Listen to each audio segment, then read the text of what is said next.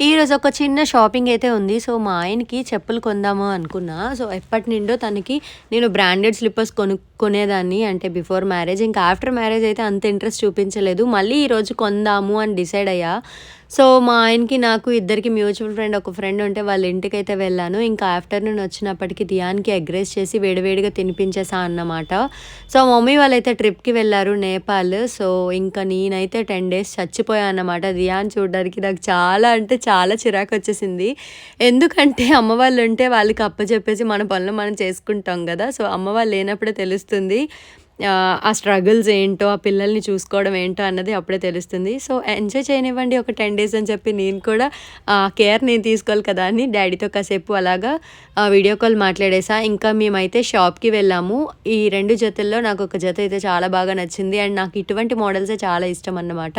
ఇంకా పట్టుబట్టి ఒక మోడల్ అయితే తీసుకున్నా. ఇంకా దియాన్‌కి హెయిర్ కట్ చేపించేసి మా ఫ్రెండ్ వాళ్ళ ఇంటికైతే వెళ్ళా.